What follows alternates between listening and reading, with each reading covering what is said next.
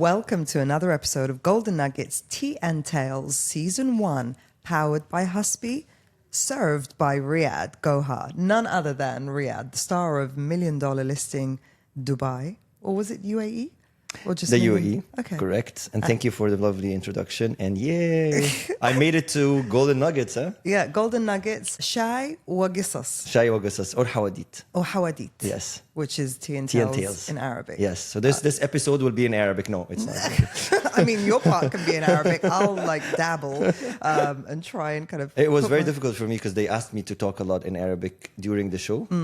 And I was doing Arabic, English, and they listen, with the subtitle, you're just confusing us. Yeah. You know, well, I mean, for me, I could not have got past minute 1 doing it in Arabic. But I think you could do it. I believe in you. I believe in you. Season 2, you're in Arabic, okay? I'm not sure about that. But right, Riad, you have got 19 years experience in real estate. Correct. So I'm sure you have some tea and tales Yes. in the archives. And I want to know about the deal that broke your heart or nearly didn't happen, or a closing that taught you the biggest lesson of your real estate career so far. Spill All the right. tea. Okay. So yes, there are a lot, and some are actually archived and deleted. You know, they don't Erased even want from to. your Yeah, memory. erased. You don't want to even come there. Actually, thinking about it, one of the most outrageous and definitely learned a lesson was very recent. And it's since then I've been seeing it a lot and been seeing it a lot with others. So about 2 years ago, we managed to sign quite a large sum of a deal, a ticket price of 209 million. Wow. For a single property, a beautiful, gorgeous property. It deserves this and more, actually. So we go to the agent calls me and he says, I have a buyer. We're going to do the viewing via video call. So we go to the house. I know every little detail in the house, everything, how it was built, the name of the stones, the entire thing. We walk in, we start doing the viewings. I meet the husband and the wife there in the US online. Lovely couple. The daughter was running behind. And then we started doing the viewing, show them the house. Again, the house was in the market for almost 250 million. So you would expect that maybe, yes, the first viewing will be via video call until they arrange themselves and they travel. So we did the first video call. Was great. Then the second, they said that they want to do it again.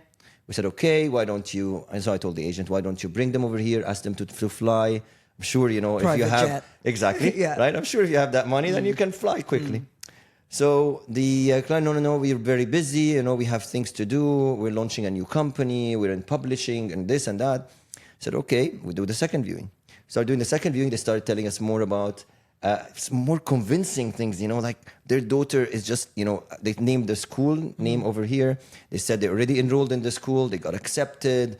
Then they started, okay, can you change this part in the house? Can you ask the owner if you can change this part, and so on. So it's so convincing now. Now you're talking emotions, now you're talking, all right. Then they said, okay, they gave the offer was accepted. Started, counting the commission as we all do.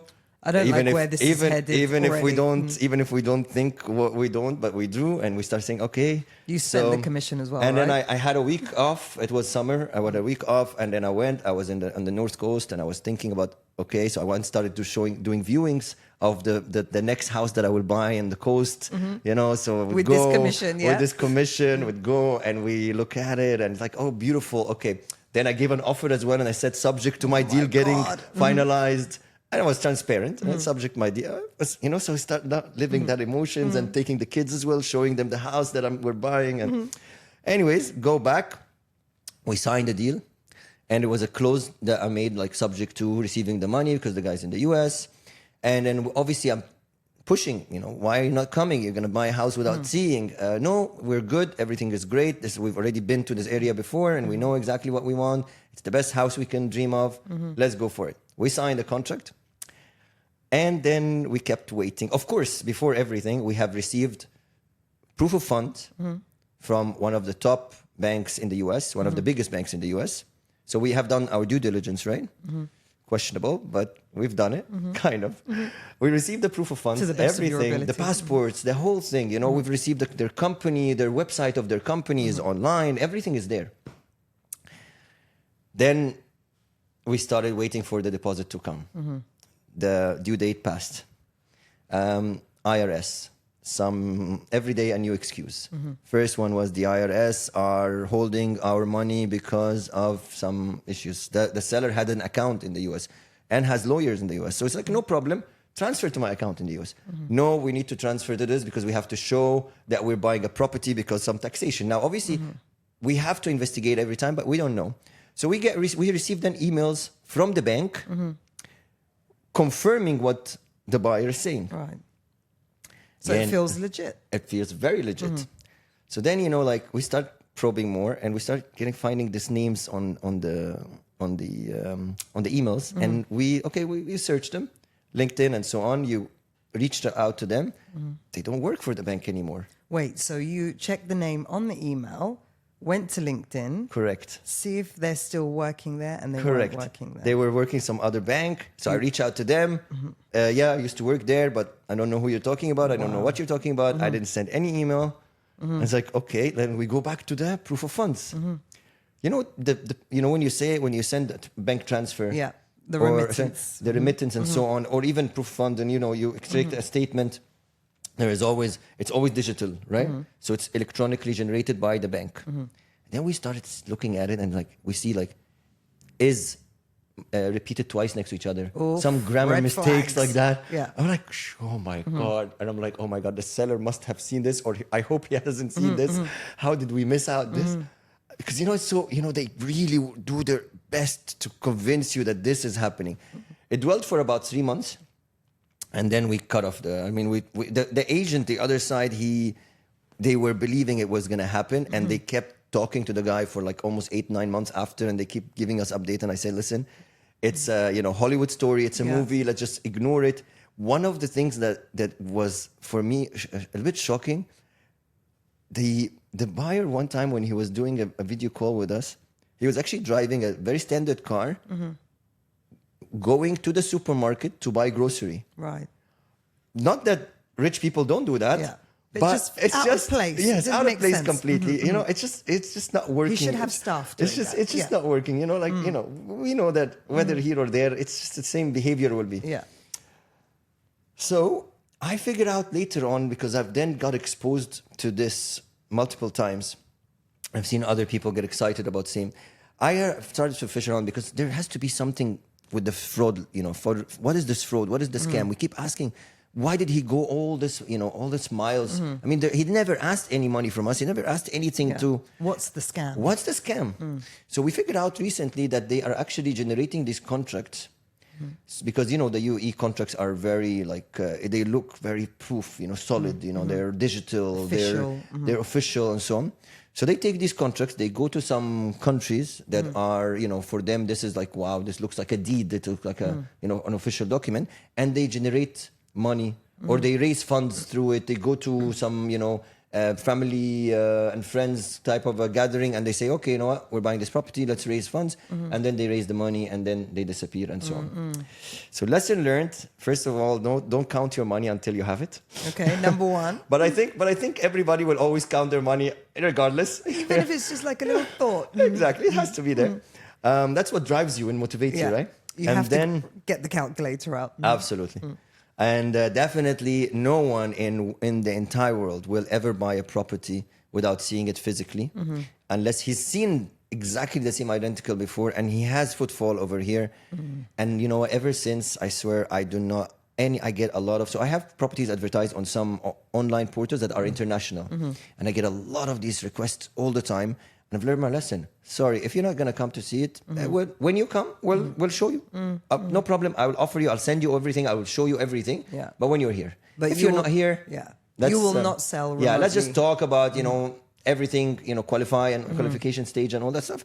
But we're not going to go into a property when you're not going to be here, right? And the third lesson is look into the details. Yes, absolutely. Like a normal person could have just missed that. Yes. And you did miss it at the beginning, but then you started digging deeper. you see the typos, you see the repetitions. And when you look at a bank statement, you're looking at the numbers, right? You're not looking at the type up and the spacing between the letters and it's just you will miss out this. And these like scammer photoshoppers, they're just doing this all day long. They probably don't have that much attention to detail, so they will make mistakes. Yes. The bank will not make a mistake like this. No way. I'm aware of a similar scenario. Well, not too similar, but cyber crime where they can actually intercept your email. So you're sending bank details to a buyer to transfer an amount or a deposit or whatever it may be. And then the hackers intercept that email, change the bank details. And they put in, just change one little tiny... No, the whole thing. The bank details, the bank account name and everything. You know what they do? They actually, I've seen that, they actually, they make the account number very similar when they open a bank account. Okay. And they just change little things, the names and stuff like that are very similar. And so you don't actually... Switch. You don't pick up on it. Yeah. But the key message there, or the key lesson to learn there, is making sure that you don't just send bank details on email. Like, don't copy paste and send the numbers. Always send a PDF. Correct.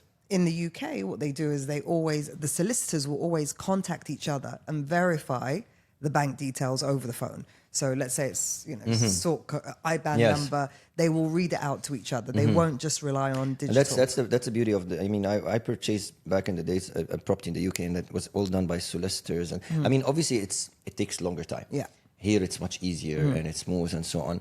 But having a solicitor in a deal makes not a lawyer. With all the respect to all lawyers, solicitors are much better when it comes to the transaction. I've used to do a lot of business in the US as well. So back in 2009, I launched a product called US Invest. So we used to buy plots and sell them and so on in Florida and so on. And you always have the solicitors, the counties and so on, which makes the deal perfect and it's easy and trusted. Yes, but lesson learned. Lesson learned. Thank you for that story. We want to know, how do you protect yourself from being scammed? Yes. Okay. As an agent, what are you doing to disrupt the scam? Leave it in the comments. Yeah. Thank you.